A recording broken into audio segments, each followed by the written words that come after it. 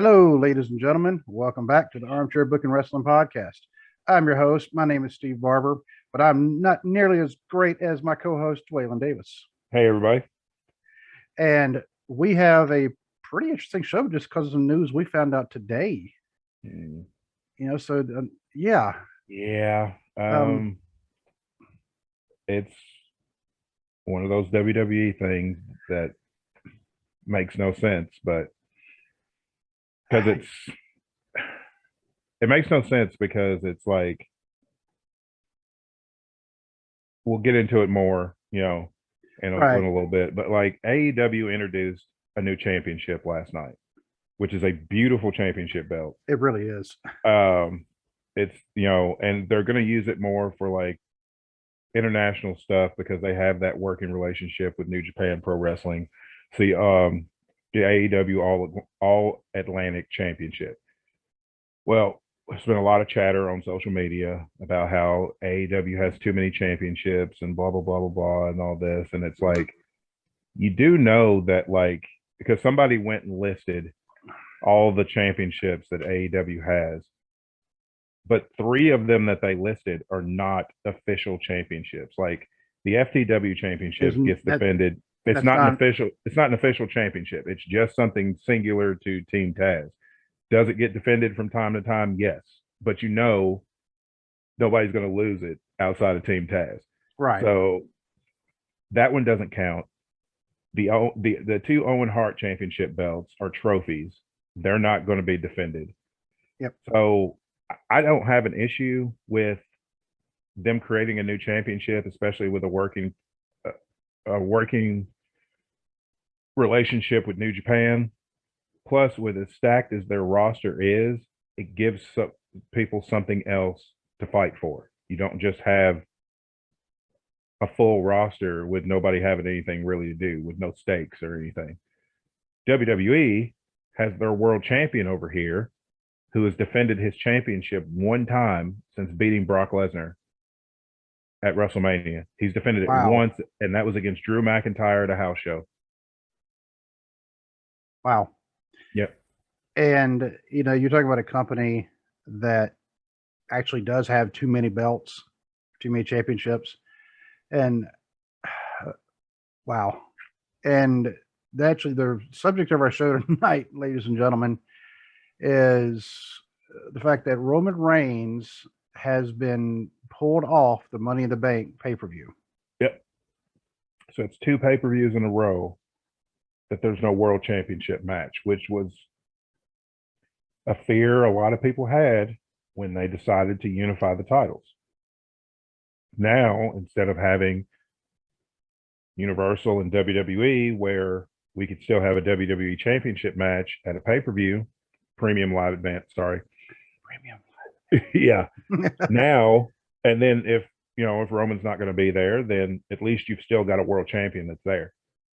But now, with Roman having both world titles, there's no world champion. He was pulled from Money in the Bank. He was pulled from Hell in a Cell. Didn't defend the title at Backlash. He was in the 6-man tag. Yep. And now he won't be defending the title at Money in the Bank because he won't be on the show at all. And they have not really given an explanation why, have they? Oh, I have a pretty good idea, because when they moved when Money in the Bank wasn't selling out the stadium in Las Vegas like they thought it would, they moved it to the smaller venue.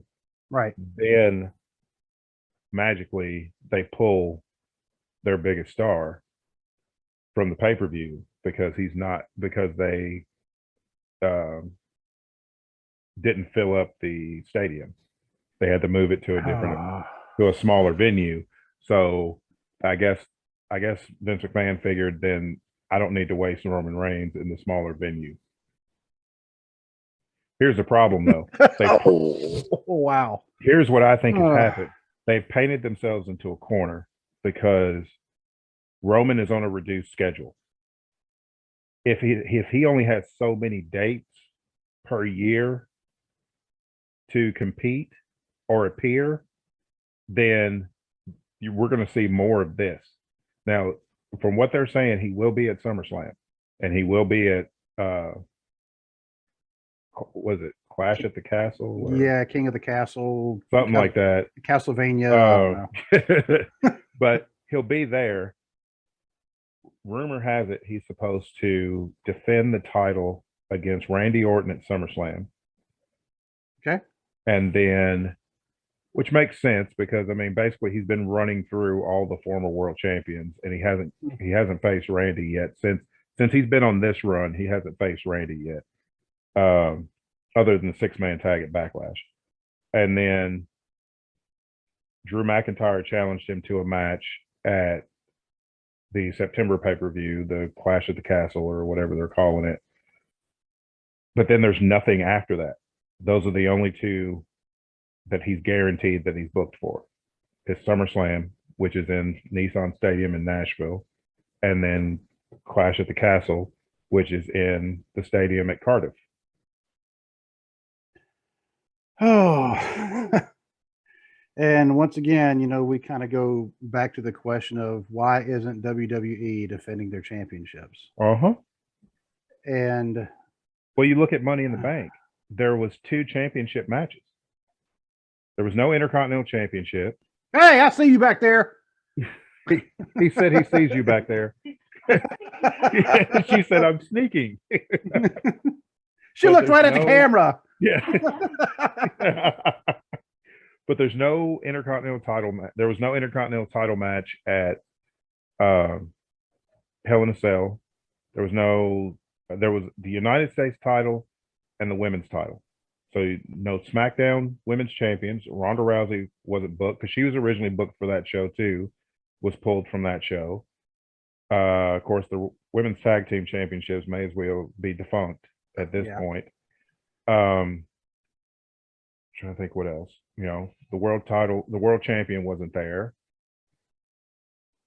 Not even the 24/7 title was defended at the pay-per-view. It's like I don't understand. It's like you have all these championships, you have this incredible championship, history of all these titles, but then you just treat them as an afterthought. And if I saw R-Truth all of a sudden walk out there, I'd be like, "Yeah, we go, yeah, 24/7." Yeah. So, but yeah, I mean that's, for as many championship titles as they have, and I know that. Let's see, 4 of the titles with 6 belts are held by 3 people. Oh yeah, and no tag title match either. Yeah, no tag title match. Yeah, because the Usos have the Raw and SmackDown tag championships, and Roman's got WWE and Universal championships. Yeah, like you said, 4 championships tied up in one group. Yeah, which I mean, I'm fine with the one faction holding the titles because that does kind of lead. That does kind of add something. Yeah, but I wish they would actually defend the titles. That's my problem. I have no issue with the Bloodline having all those titles because, like you said, it does. It elevates those championships because it's like this group. It looks like this group is dominant enough to control all these titles. Yeah. So these titles must be important. But they don't defend the titles. And so much for Naomi becoming part of that now. But yeah. So, Vince, what are you doing? Seriously. Yeah, I don't understand. It's like, before we get more into it, you may want to do the contact and listening info. Yeah, I probably should. So if you would like to email us, it's armchairbookingpodcast@gmail.com. You can find us on Facebook at facebook.com/armchairbookingpodcast. You can find us on Instagram also at armchairbookingpodcast. You can find us on Twitter at bookingarmchair. You can find us on TikTok at armchairbooking. You can find us on YouTube. Obviously, you know that if you're watching the video. But in the audio platforms, we are normally there. If we are not there for some reason, let one of us or both of us or a friend of ours who can always pass the information to us, let us know, and we will do what we can to get ourselves added. And you can find our merch at tpublic.com/user/armchair-booking-podcast. One of the things you can get actually is this nice coffee. It's a travel mug. And I can tell you this thing is pretty durable because my dog chewed the crap out of the lid, because she was liking some coffee. But you can find Dwaylen at fat_daddy73 on Twitter. You can find his YouTube channel, which is that totally separate from wrestling, but he and his family do, at Big and Fat. And you can find my other podcast at it's called the Cubicle Chat, but that Twitter is actually at cubicle_chat. So I think that's a lot of contact info in one breath. Well, I think so. It was more than one breath, but you did good. Yeah. So and it really, it's from memory, trying to so just give us a shout. Give the my other podcast a shout. Give Dwaylen's YouTube channel a look, a listen, a view.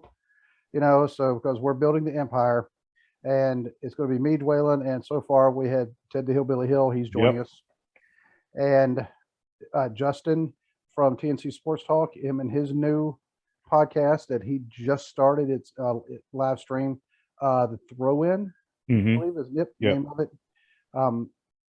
And yeah, definitely go give him a listen, and go give Bless Their Hearts and True Crime Cast, the same guys, go give their podcast a listen. So all the shout outs. Oh, and somebody else actually I need to shout out too, because they shouted us out. And it was actually something today on Twitter, and I saw that. Yeah. And it was really, really nice of him. And let me find the man who did it. Where you at? Oh, BC Hunter. He listened to the show that we had with Ted the Hillbilly Hill, and he said, "Oh, I'm going to have to go add these guys to my normal rotation." And he said, "I'm old school just like they are." So cool. Yep. So he is out of Nova Scotia, Canada. Awesome. And he's according to his Twitter, wrestling fan since the 80s, Truth Hunter, 33.33% of the hashtag Too Sweet Trio, but co-host of the Wrestling with the Truth podcast. So, so he also, let me make sure I'm following that. His podcast is which I am. Okay. Wrestling with the Truth podcast at WWTTPOD. And he's a Blackhawks fan and Bills Mafia, Buffalo Bills. All right. Not that I keep up with a lot of hockey, but I would think if you're a Chicago Blackhawks fan, you might like the Bears. No, nobody likes the Bears. No, that's true. I mean, I did like the Bears back in 1985, but everybody liked the Bears back. Everybody liked the Bears in '85. Like after that, it's like my wife's best friend is a Bears fan, and every time I'm like, you can do better, right? You can pick a better team. And we had somebody who was kind of a friend of ours back in high school, and a couple years out of high school. When I say kind of a friend, I think I was more of a friend than I think he was more of a friend of mine than what he was yours, because he could be kind of a jerk sometimes. I think I know who you're talking about. Yeah. So I mean, you know what? Let me text you and tell you the name. But he was a Bears fan at the time. And then actually he told me why he liked the Bears, and he also liked, I think. That's who I thought you were talking about. Because every once in a while he'd have diarrhea of the mouth, and I'm like, dude, really? You have to act stupid.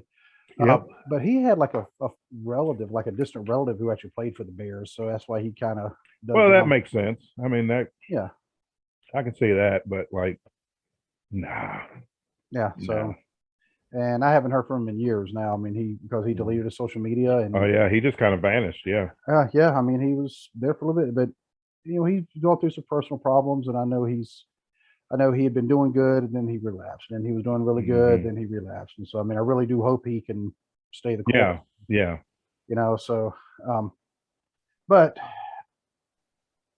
now to continue on talking about Roman Reigns and the whole situation. Okay. What are the things about the Money in the Bank pay-per-view as a whole? One of the things that gives it intrigue and makes you want to watch is the Money in the Bank winner going to cash in later on? Exactly. Well, we know the answer to that now, at least for the men. Yeah, for the men, there will be no cash in that night because the world champion won't be there. Yeah, because like the tweet that I sent you, it was a report from Sports Illustrated's Justin Barrasso, um, saying that current undisputed WWE Universal Champion Roman Reigns will not be in action at Money in the Bank pay-per-view July 2nd. According to the report, plans for Reigns working the event changed once Money in the Bank was moved from Allegiant Stadium to the MGM Grand Garden Arena. Yep. And then Dave Meltzer confirmed the initial report from Sports Illustrated.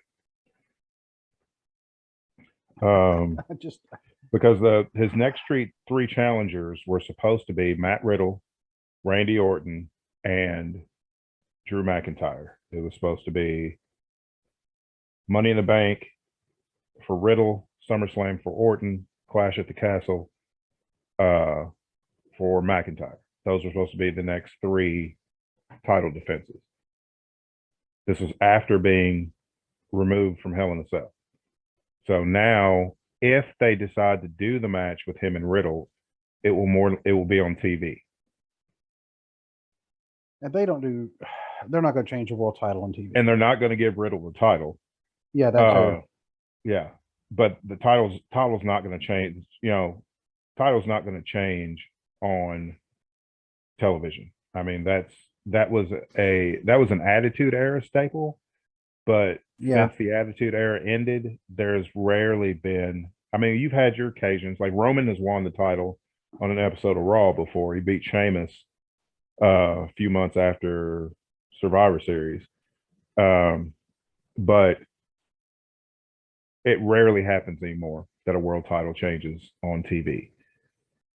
They're not going to take the title from Roman to put it on Matt Riddle. Nothing against Matt Riddle, but they're not.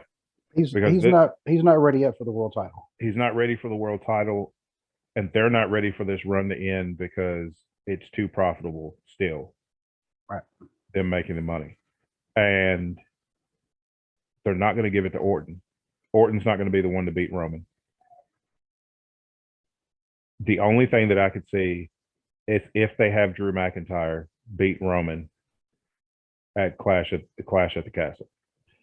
Which, well, I was going to say could happen it's not his hometown. It's not even his home country, but it's really, really close because they'll just say the UK and I was like, no, okay.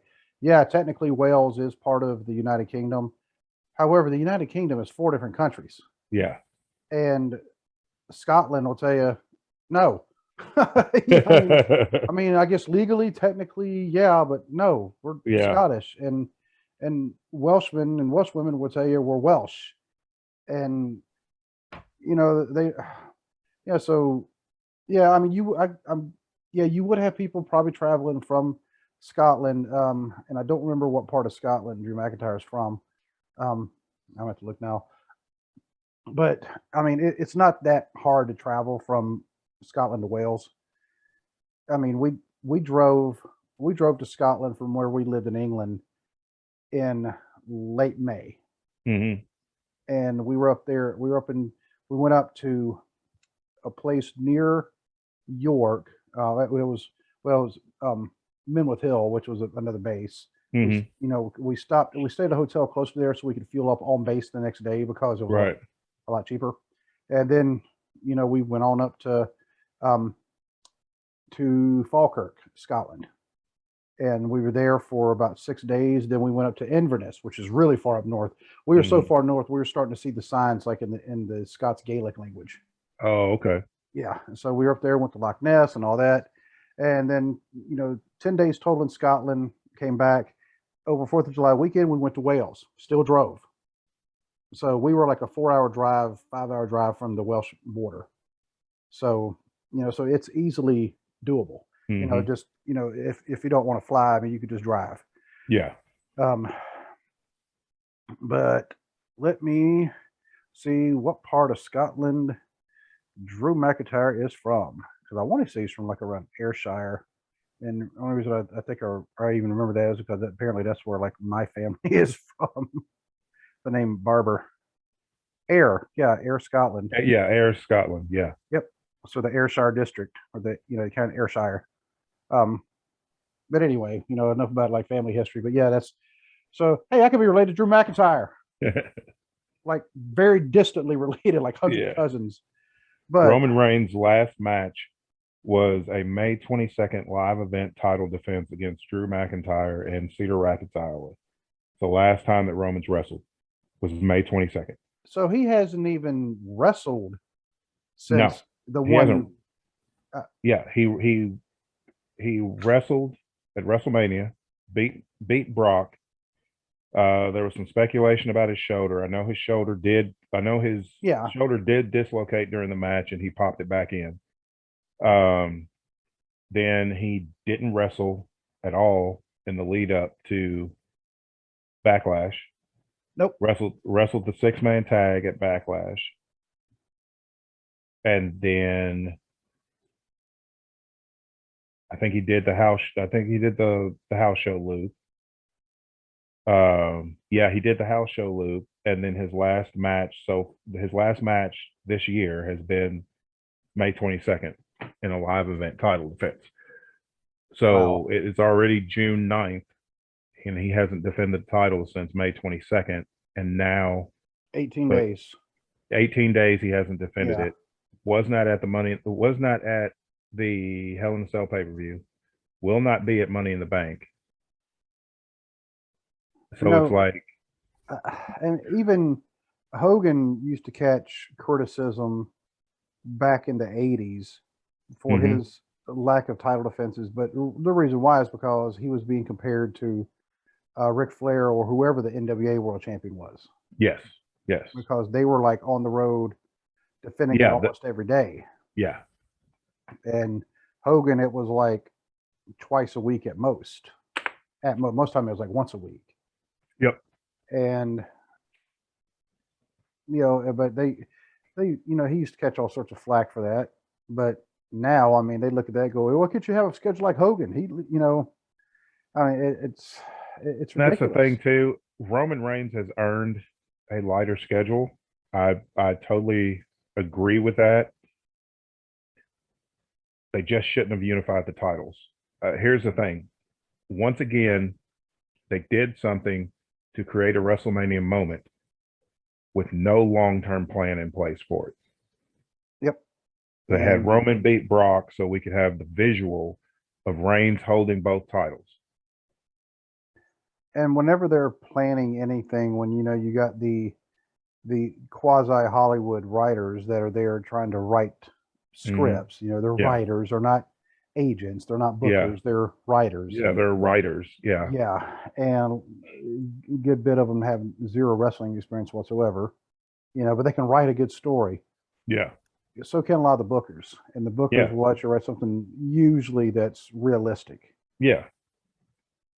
And I don't know. It's just it's become ridiculous. I mean, it really has.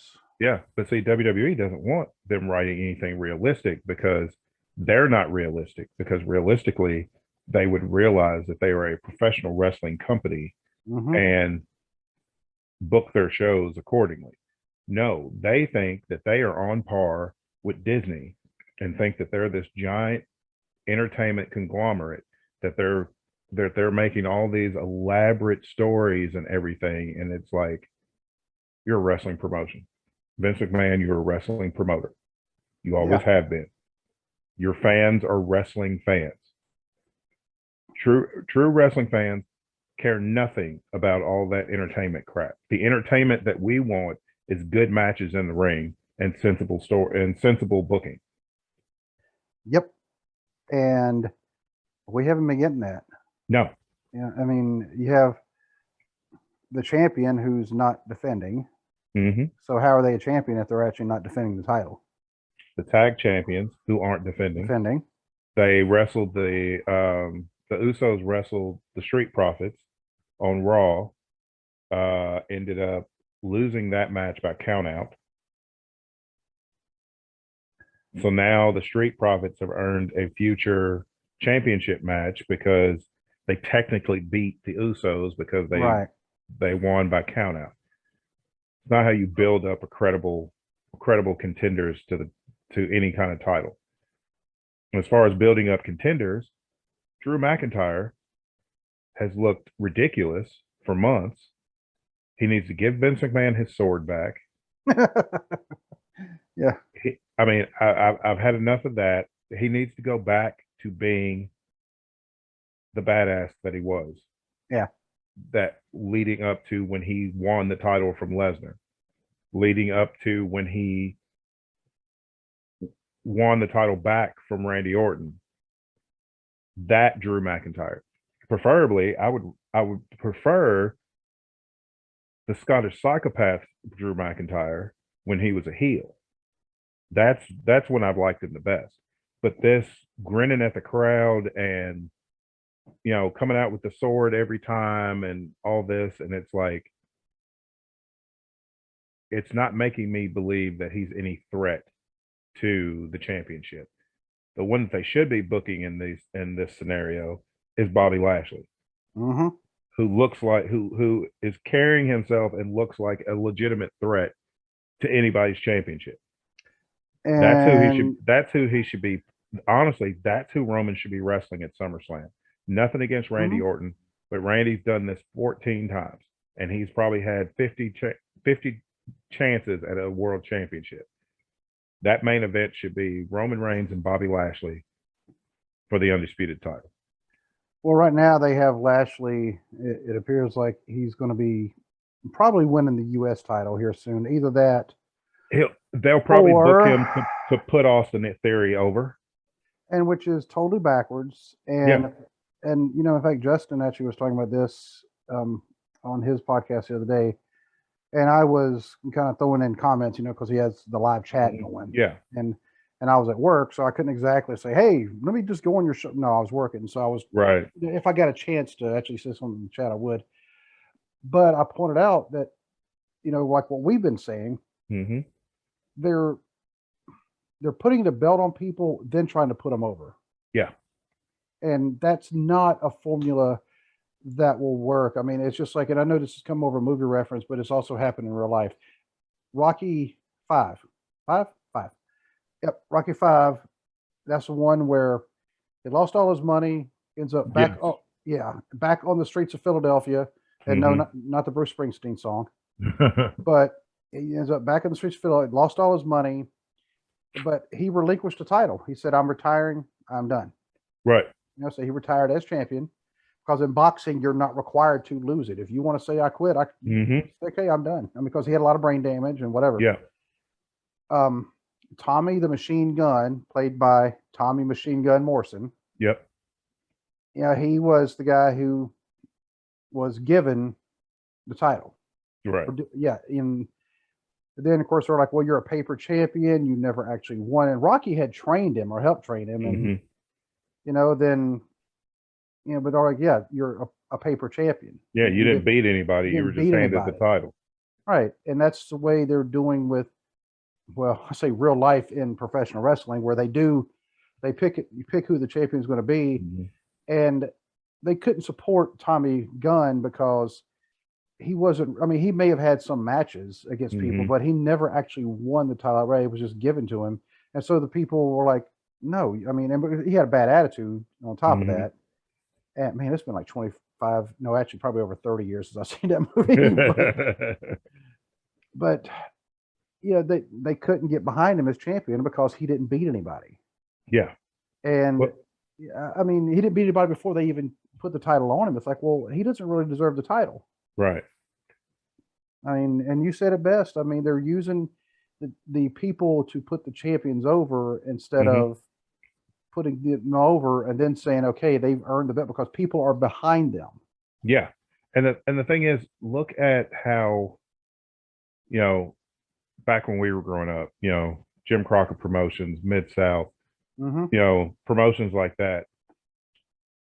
Yes, people were given certain championships, but it was based on the work that they had done, and it was based on the the work they had done. Were they putting butts in seats? Were they over with the fans? Were they getting heat if they were? And that was if you're a face. If you're a heel, were you putting butts in the seat to see you get beat up? Were you drawing good heel heat from the crowd? Things like that. Now it's just like Vince McMahon is like, okay, Austin Theory's my guy, so we're going to put the U.S. title on him. But then we're going to have to use other people to get him over because he wasn't ready for that spot. And then, and I know it's kind of old news now, he didn't want to put the title on Daniel Bryan. And Daniel Bryan was the most over wrestler in the company at the time. Because he still had those 1985 glasses on, to where if you're not 6'8", 300 pounds, you know, jacked to the gills, then you don't look like a pro wrestler. And if you strictly go by what professional wrestling is, Bryan Danielson is the most complete professional wrestler in the world today. Yeah. He has absolutely everything. He is a machine in the ring.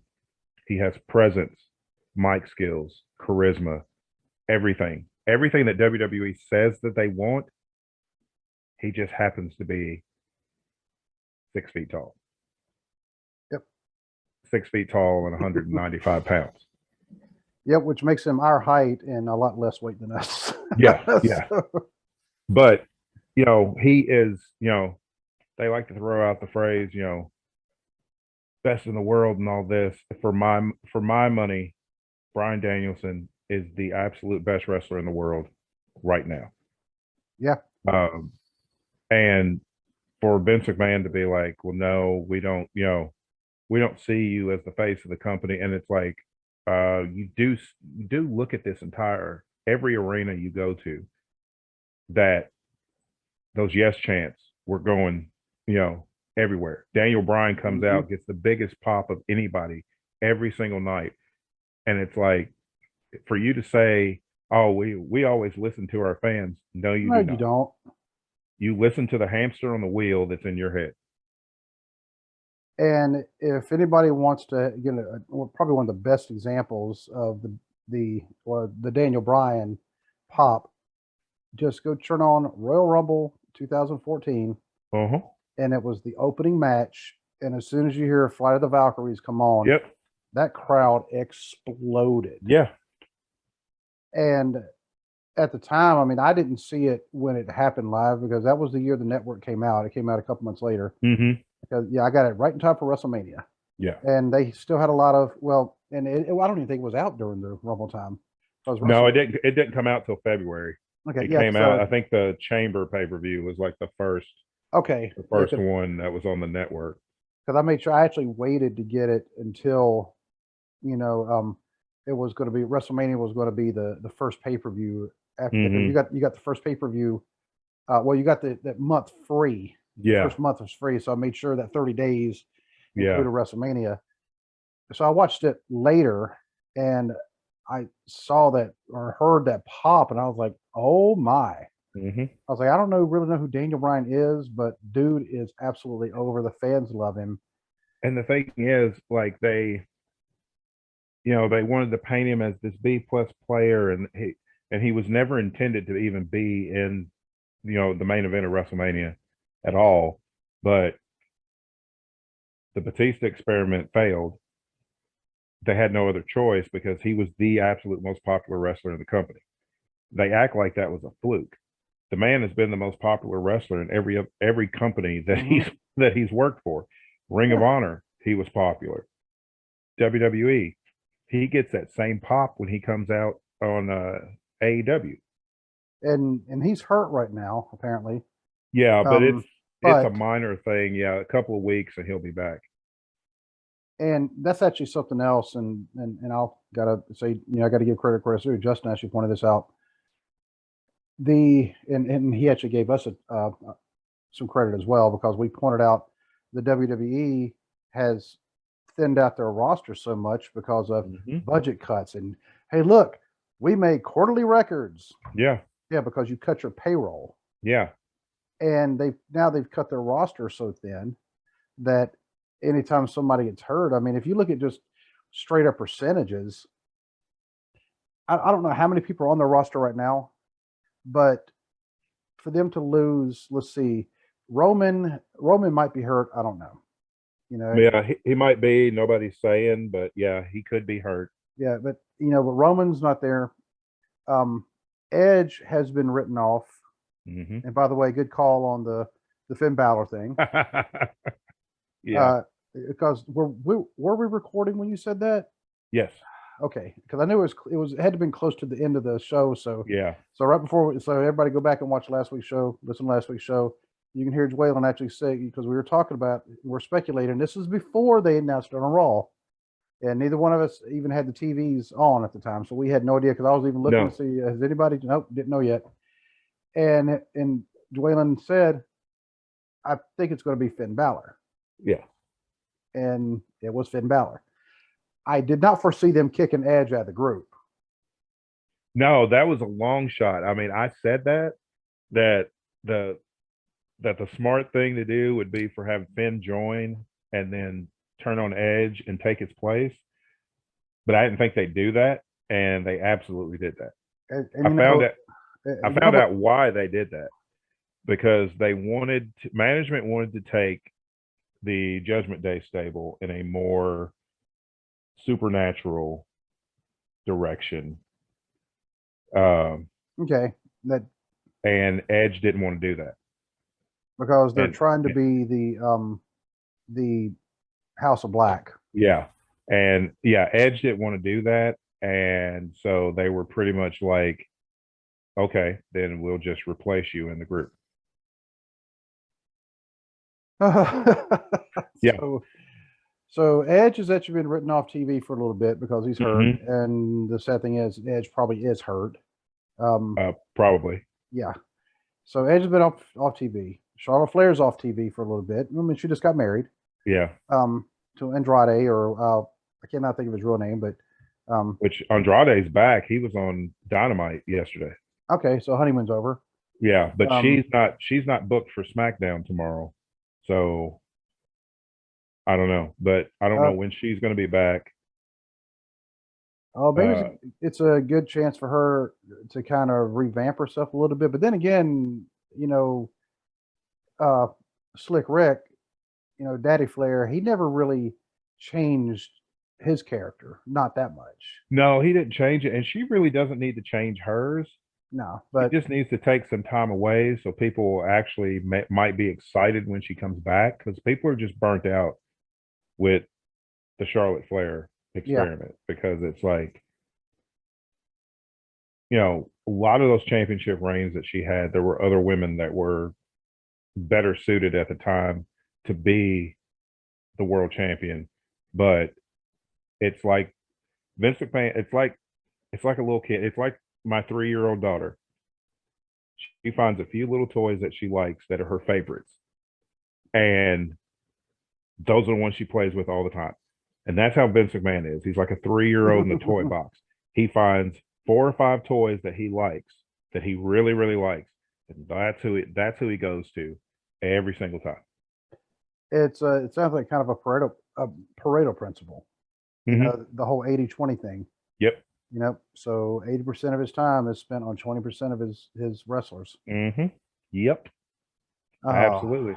And I'm trying to think if everybody else goes. Randy Orton, he's also hurt too, isn't he? Yeah, Randy's been having some back issues from what I understand, which they didn't mention that on TV, but I've seen some reports that he's had some back issues, which, I mean, 20 plus years of hitting the RKO. Yeah. And he's not subtle with anything he does anyway. No. And I mean, that's going to catch up to you after a while. Yeah. So Hogan even said he wishes he hadn't been doing the leg drop. So you've got Edge out, Orton's out, Cody's out till more than likely early next year. Cody's out, I mean, for a while. Yeah. Good investment there, WWE. Yeah. I mean, good investment. I mean, they couldn't foresee that he got hurt but here's the problem though. It's like, again, you invest in 20% of your talent pool, and then you don't worry about the other 80%. So when that 20% is not available, what do you do? Yes, when you haven't been setting the rest of your roster up Well, yeah, for because success. I mean, nobody in your developmental system is ready for the main roster yet. Maybe Braun Breaker. That's about it. Or somebody you texted me and said they're on NXT now. Yeah, Apollo Crews. Apollo Crews.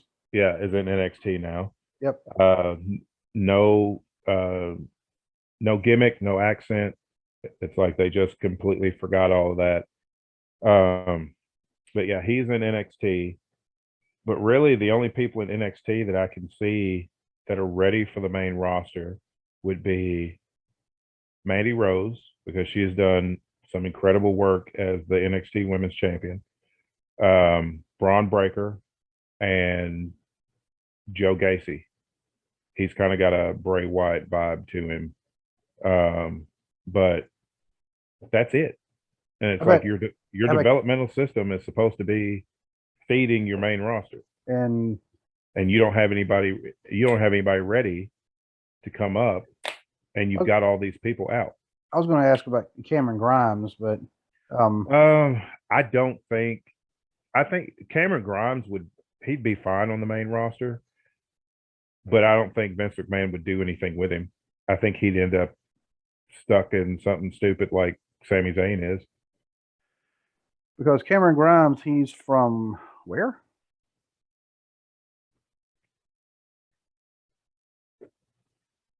I know he's from Carolina, but he is a second generation wrestler too, I believe. Oh, really? Yep. Well, let me give you a hint on where he's from. Well, actually, let me just tell you where he's from, and it'll tell you who trained him. One of who trained him. Did the Hardys train him? Yep. Yeah. Well, see, I first watched him in Impact Wrestling. He was wrestling under the name Trevor Lee, and he was the X Division champion in Impact Wrestling. Yeah. Well, his real name is Trevor Lee Cadell. And so I watched him then, and I knew he was good. And I mean, he's been good since he's been in NXT, but I don't think he doesn't fit that mold that Vince McMahon sees as a star. But then it's like, what exactly is Vince McMahon's vision of a star? Because you had Keith Lee on your roster and you did nothing with him. You have Donovan Dijak. I can't use that name that they gave him, Dijakovic or whatever. He was Donovan Dijak on the independent scene in Ring of Honor. You've got him stuck in that stupid T-bar gimmick from Retribution. That guy is amazingly talented, especially for his size. He can do things that a man his size should not be able to do. And it's like Vince McMahon sees a big guy and it's like, oh, well, he's a giant monster. It's like, that's what he wanted Keith Lee to do. And it's like, did you not watch your own product? Did you not watch NXT and saw what Keith Lee can do? And that Keith Lee should have been the main man pushed. Yes. Either he has the belt or he is chasing the belt. Exactly. All the time. When he came to the main roster, Keith Lee should have been chasing Bobby Lashley for the WWE title. Yes. And because Keith Lee, okay, he's not jacked to the gills like Bobby Lashley. Okay. But he is a big dude who can move like a small dude. And yes, very smart, very pretty close to Nick Bockwinkel type promos. He had that ability. Yes. And not everybody can pull that off. I mean, no. Yeah, not everybody can pull that off. And it's like, you've got this amazing talent, but he doesn't fit your mold of what a champion should look like. He also told Keith Lee, which is just terribly insulting, is that he was too smart for his own good, that he talked too intelligently for his own good. And it's like, is he supposed to just go out and shuck and jive for you? Or what exactly do you want him to? I mean, this is an intelligent man. Don't you want him to speak intelligently? All right, for the younger listeners, y'all gonna have to go look that up. I'm not gonna explain it to you. I know what he's talking about. Yeah, because like, you know, I don't get it. It's like, and I know he looks at Roman, he looks at Brock, he looks at Drew, and it's that type of guy that he sees as a star. And that's fine. They all are all stars. But there are other people on that roster that are stars or could be stars if you gave them the opportunity to do so. Tommaso Ciampa could be a star. Yes. On the main roster if he was given an opportunity to do so. Tommaso Ciampa, really the person, not really the character, but the person itself reminds me a lot of Eddie Kingston. Mm-hmm. Yep. You know, he's that veteran who, by all accounts, should have been at the top. Yeah. At some point, but has never until now. You know, has finally got their chance. Mm-hmm. You know, they're up on the main roster and they're doing good. And well, Tommaso Ciampa, I mean, apparently, I guess he didn't want to move up. You know, he was he wanted to stay at NXT. He didn't want to move up. No, but I mean, he was too good to not move up. Yeah. And you know, I mean, and every rosters do need people like that. I mean, the NWF, a lot of other independent countries, they actually have those veterans who have been with the NWF and the other similar indie companies, you know, a very long time, and they're the ones training the new folks, and they're really teaching them. And and that's what Ciampa wanted to do. He wanted to stay at NXT. He wanted to help the new crop of talent that came in and work with them, but he had to move up because Vince had holes in his roster because budget cuts. Old Thanos over there with the spreadsheet was just snapping his finger, erasing people. And they erased so many that they almost don't have a roster now. Well, no, they have no tag division. They have no male or female tag division. Their women's roster is non-existent. Their men's roster may as well be non-existent because the people that they could put in these spots, they're not using. Kevin Owens should be a contender. Kevin Owens should be a world title contender. Sami Zayn should be a world title contender. Bobby Lashley should be a world title contender. AJ's always in that mix. Finn Balor should definitely be a world title contender, if not a world champion. And they still have all this talent. You got Seth Rollins. Seth Rollins is always, you know, he should be a world title contender. Because you've got all this talent, but it's like we're just going to focus on these few. Now, these few aren't there, especially the one you put everything into, the one you put both championships on. You know, he is absolutely the face of that company, yet you're not booking him at these shows. People pay to see your world champion. It almost feels, I'm not going to say it kind of has a feeling that they're trying to self-sabotage. I mean, and we've actually mentioned that before too. Yeah, and I don't get it. It's like you go out of your way to brag about being the biggest wrestling company in the world. You absolutely are. In name only, because as far as in quality as far as product quality, absolutely not. WWE is, for my opinion, they're at the bottom as far as match quality. And it's not just because I'm a big fan of AEW. AEW's killing it. Pro Wrestling Guerrilla is still killing it. GCW, New Japan, Impact, all these other companies are putting wrestling first. And that's what makes a good wrestling program. Not every show is going to be just 100% perfect every single time. But if that show can entertain you for the most part, like Dynamite's a 2-hour show, if you're entertained for most of that show, they've done their job. WWE is not doing that job. Their product is very stagnant, and even the developmental product is stagnant. I tried watching NXT, the In Your House special that they had from this Saturday. I tried watching it earlier today, and it was like I got about 2 or 3 matches in, and it just wasn't interesting. I mean, nothing against the talent, but it's like I don't get that same with like AEW and like New Japan. I get that excitement whenever I'm watching it. I get that excitement of being a wrestling fan, and it's like this is what I like to see.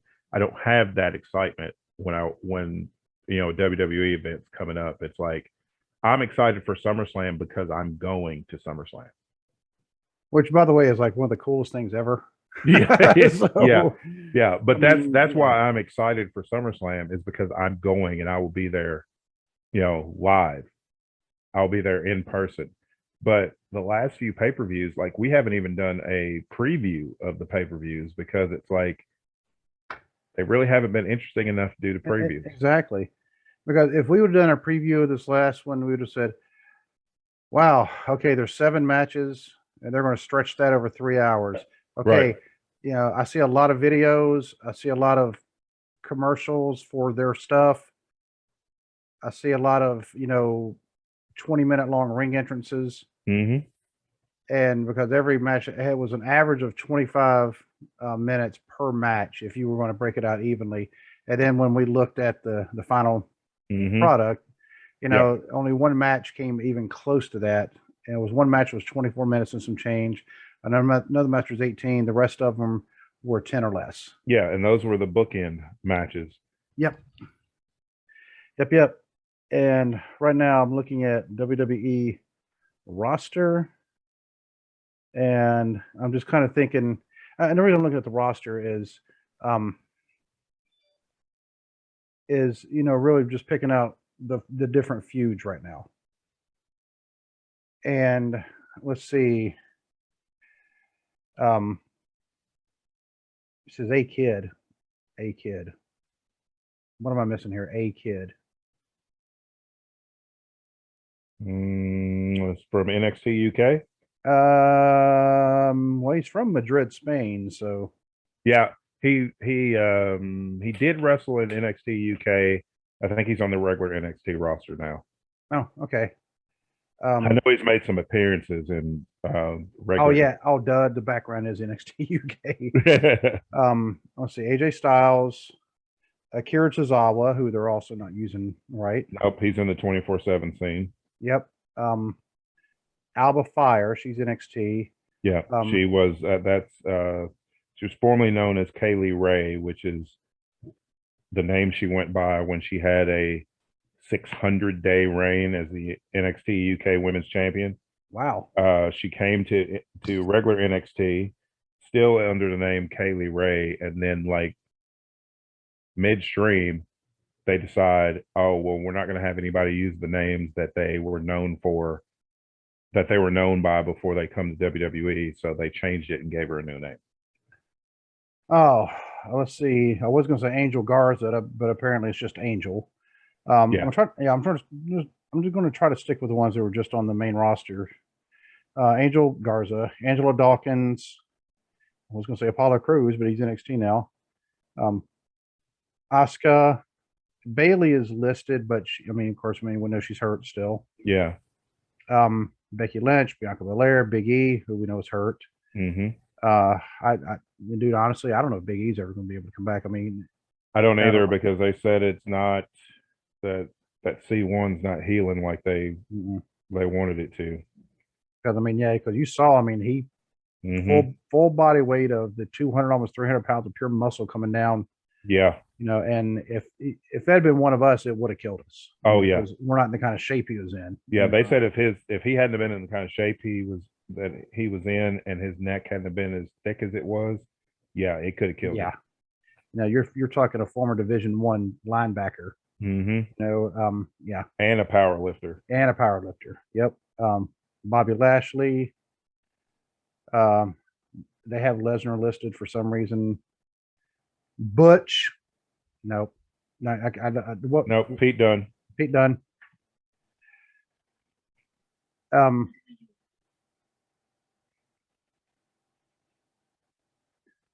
You know why I'm looking in this direction, right? Yeah.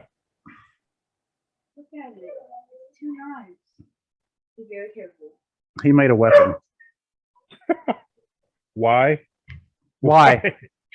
Jalen wants to know why. I don't know. Like, boy, I wanted to make a sword, but it couldn't. Your mom goes for a sleep study, and this is what you do. I used to cook it. She's never going to leave your dad in charge again. I know she's not. I mean, you're going to get me in trouble. Do me a favor, Leighton. Take the dogs out right now. Dog. Meow.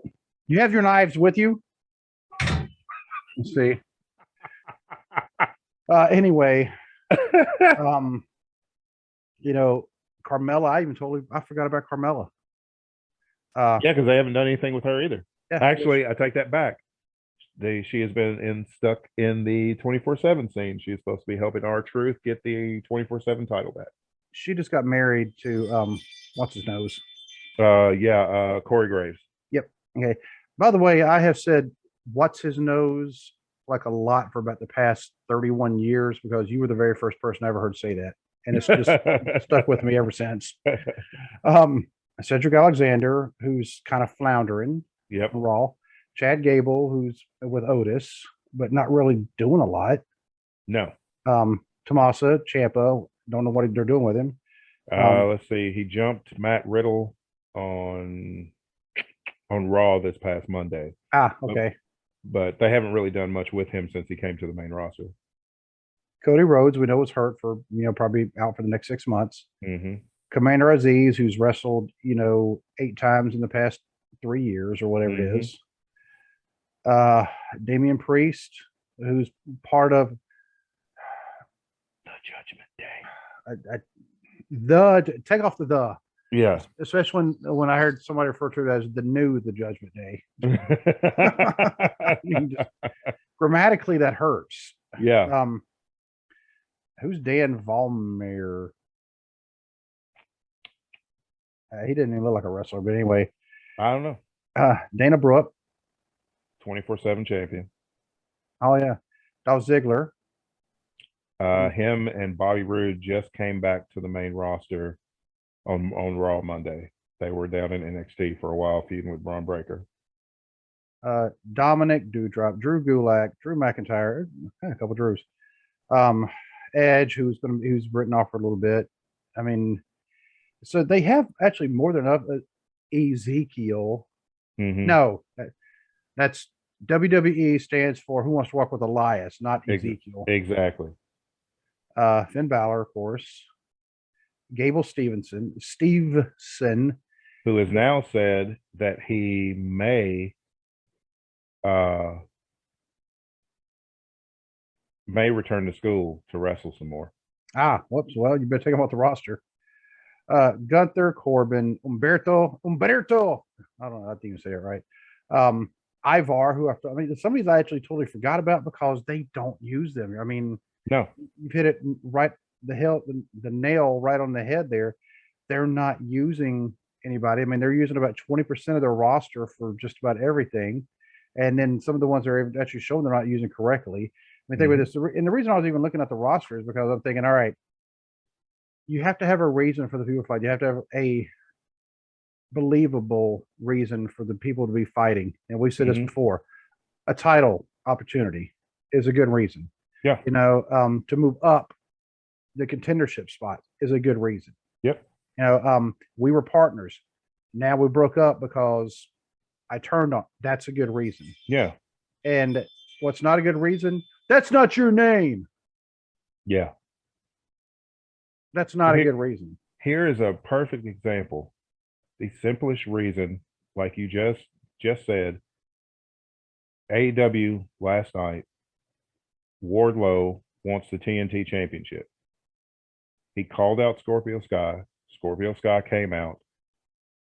Scorpio Sky does have an injury. It's something with his leg. I haven't heard if it's major or not.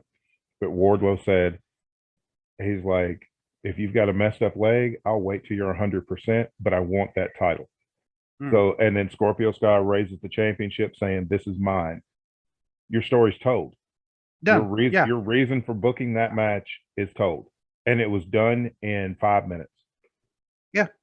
I mean, and I could even buy something like when MJF had that big long promo against CM Punk, and he told, when I was a kid, a teenager, Exactly. and I met, and you were a jerk off to me. Yeah. And it's like, I swore then that I would be the best in the world. Yeah. And yeah, the story's told. I mean, but WWE does these convoluted stories that literally go nowhere because half the time they don't know how it's going to end. So they just drop it in the middle of it. Yeah. And, on paper, the Street Profits against Chad Gable and Otis, I can't remember what they're. The Alpha Academy. The Alpha Academy. Not a horrible name, but not the greatest name. Yeah. But you look at the talent level, all four of these guys, and then you look at the teamwork of the two teams. On paper, this should be a great match. And it's been okay. They've been okay.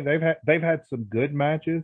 The problem is these teams are not allowed to do what they're capable of doing. They have to work in that confining WWE entertainment style of pro wrestling. Yep. And it's like, if you let them do what they're capable of doing, it's going to draw more people to your product. Yep. But it's like, they have this vision of what pro wrestling is supposed to be. So it's like, that's why everybody talks about wrestling the WWE style. And then when you leave, you have to relearn your old style that everybody else on the planet is wrestling except for WWE. And I will say this about Hell in a Cell. I only remember one spot where they had the whole thing about everybody clumped together on the outside right by the entrance ramp. There was only one spot like that, and that was the mixed tag team match because they had enough people. Well, maybe that's one positive thing about the roster being cut real thin. They don't have enough people to do that whole, unless they do the 24/7 run. Where all of a sudden they run down there and all of a sudden, they just call it whoever. Yeah. But if you don't have the realistic, plausible reasons, then people aren't going to want to watch. Because right now it really is turning into a circus. When you go to a circus, when was the last time you went to a circus? I can't even remember the last time I went to a circus. Right. But I'm going to guess that when you did go, have you been more than once, like in your life? Yeah. So pretty much the same thing both times. Yeah. There's nothing unique now, and I'm not taking away from the performers at the circus because they do work really hard on perfecting that. Some of the stuff is kind of cool. Some of it's a little more dangerous. I wouldn't do it. Right. Because when they have like the motorcycles inside the big cylinder, or the sphere, not a cylinder, sphere, and there's I'm like, you wouldn't catch me doing that. Because I would just it'd be over. You had the people on the tightrope, and nope, couldn't do it. But you see that every time you go to circus, there's certain things you expect to see. That's what WWE has turned into, where they're expecting to see these moves, and it's like, well, if y'all wouldn't perform every single move in your repertoire on every match on Raw and or SmackDown, leave something for the house shows, leave something for the premium live events. Or my thing is, just change it up from match to match. I've seen the Young Bucks wrestle multiple times the last few months, and every match is different. Yes, they hit some of the same spots, but every match is different. They tweak it every single time to give you a little bit of a different match every single time. Nope. With WWE, you get the same cookie cutter match every single time. And now you're getting those cookie cutter matches without your world champion active on your roster. And now, if he's injured, I get that. But again, if he's injured, then my thing would be do what AEW does and just have an interim champion until the champion can come back. I agree with that a lot more than stripping the guy of the title, because if you strip somebody of the title, it's like they've done something wrong. And if you get injured doing your job, then that's not really your fault. Well, and that's why they need to bring back the whole 30-day thing, because remember a couple years ago they said they were not going to do that anymore, Mm-hmm. and I'm like, why? Because Well, because they didn't follow it anyway. no, They that's didn't. true. I mean, they followed it when it fit their particular Well, storyline that they when it wanted was it to work. when it was Daniel Bryan. Yeah, when it was Daniel Bryan, yeah, we got to do anything we can to get this belt off him. Oh, he's hurt. He's He hadn't hurt. defended in 30 days. Boom, Cough it off. up. You know, Yeah. and he was legitimately hurt. So Yeah. you know, so and that one I could buy. Champions hurt. They can't defend 30 days. That Mhm. sucks. You know, life sucks. However, you know, we can't have the champion not defending the title. You have to prove Yeah. they're a champion. And now they've gone to you know. So? And here's the thing, and it's like, okay, Roman is 600 days in to this Universal title run. But if you're not defending the title on a regular basis, does it really count? I would Can say you really say, oh, you've held the title for 600 plus days. But how many times have you defended it? even as much as what I was never a fan of the Honky Tonk Man, especially him holding the Intercontinental title for as long as what he did, he was defending it. Yes. That was my same issue with Brock Lesnar when he was the Universal Champion. Yeah, he held it for like 500 days. You know, long title reign. But he rarely defended it. So it's like, yeah, then you're just holding the title hostage at this point. Yeah, I mean, he defended it like once every 100 days. Yeah, on average. And it's if this is how they're going to book Roman, it's going to be the same thing all over again. If they're only going to use him for certain big shows, then you need to split those titles and have there needs to be a WWE champion and a Universal champion if this is how you're going to use the unified champion. Right, because I mean now there's no titles being defended. The Intercontinental title we know is not. I mean I keep forgetting who it's Ricochet, right? It's Ricochet right now, but he's supposed to wrestle Walter. I'm not calling him Gunther. He's Walter. He's supposed to defend against Walter tomorrow night on SmackDown, and I could see them giving it to Walter. Because Vince doesn't like. I'm not going to say Vince doesn't like Ricochet. Ricochet's small. Vince doesn't like anybody small. Right. When he sees a small guy, he's like, oh, well, they're good to bump around and get these bigger guys over. I mean, Shawn Michaels finally grew on him, but that took a while, and then Shawn used that to his advantage. Mm-hmm. And I don't know. I mean, it just appears to me that they're slowly sliding. And like I was saying the other day, their business model of cutting the payroll in order to meet their record profits every time. Well, now they've hit that point of almost like criticality where they don't have enough people. Then they don't, I don't want to say they don't have the superstar power because they actually do. I mean, but they do if they would use the talent right. Exactly, because Dolph Ziggler, I feel, is criminally underused.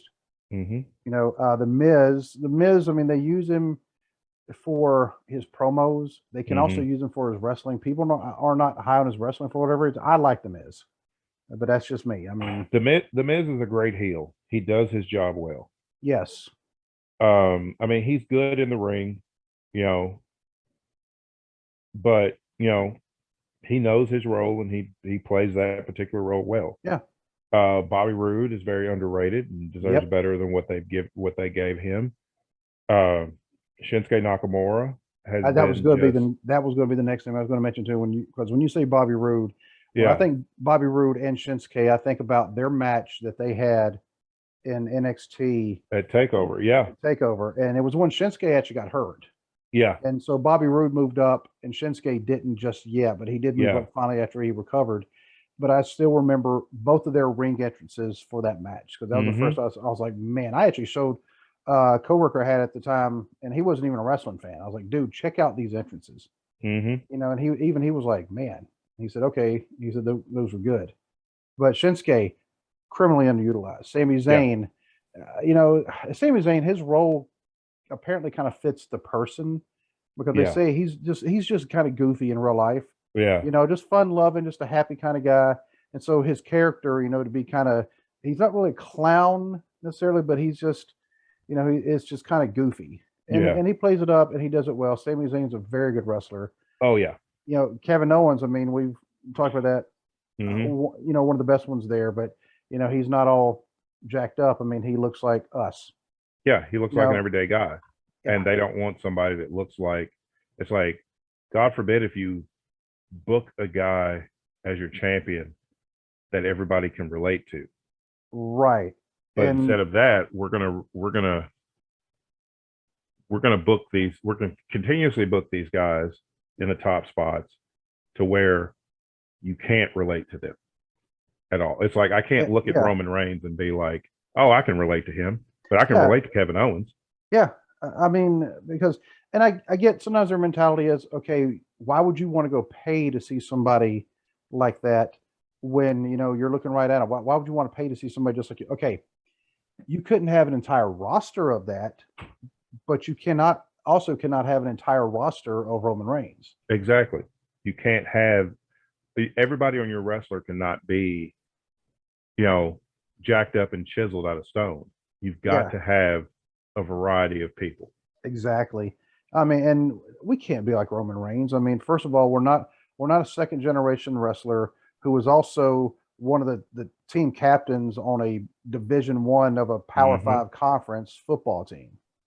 And in case anybody's wondering, I'm talking about Georgia Tech. I mean, Roman Reigns, Joe Anawai, his real name. I can't pronounce his actual first name, but he goes by Joe.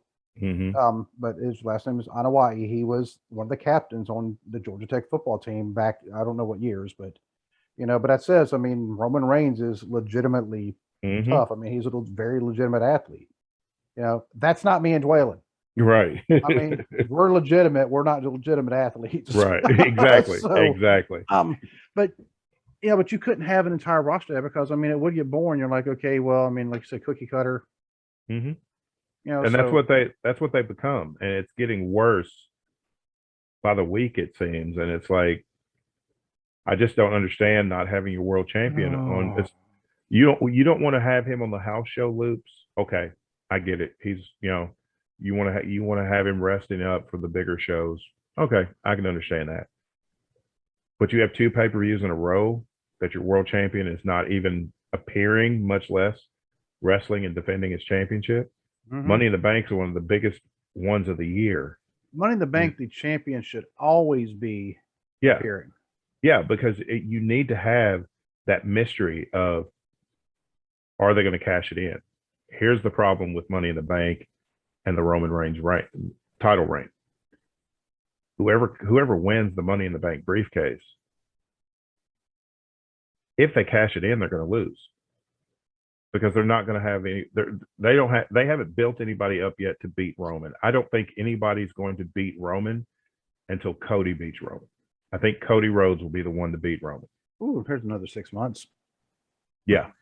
So, Unless he pulls a John Cena and makes it back and forth. Yeah. John Cena was supposed to be out 6 to 9 months. He had the same injury that Cody Rhodes had, and he was back in 4 months. Of course, he's a freak of nature, so he is. I mean, he really is. And John Cena, he's actually apparently he's back. He is supposed to be back, I think, on the June 27th edition of Raw. He is supposed to appear. I don't know if I feel like that they're building toward a match with him and Theory, but I don't know for sure. If it's a way to put, now that I don't have any issue with. No. If John Cena puts Theory over, because John Cena is less than a part-timer, he's just there for the special attraction.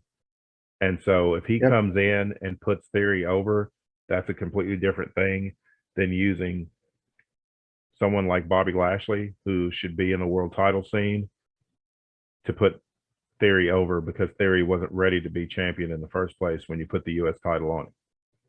It wasn't, and even having a member in the Elimination Chamber, not the Elimination Chamber, yeah, with Elimination Chamber. Mm-hmm. Mm-hmm. And now, granted, we all said, I mean, that Theory did well in that match because it said Brock Lesnar may have went over, but Theory got over. Yeah, and he did get over. He did. But then lumping him in with Vince McMahon is never going to be good for anybody's career. It never works when you're an on-screen Vince McMahon protege. Snitch. Just ask Drew McIntyre Snitch. how that worked out. Yeah. Snitch. So yeah, I don't know to him. He's going back talking to the boss, but yeah. Oh Lord, see if they would just listen to us. Exactly. You know, anybody who's listened to the show, please go on Twitter, go on Facebook. You know, do something. You know, Twitter's probably the easiest one. Tag Vince McMahon, tag WWE, tag them when you retweet this show, and just tell them listen to Stephen Dwaylen. Mm-hmm. You know, they. You know, because we even got somebody who made us certificates, master's degrees in wrestling.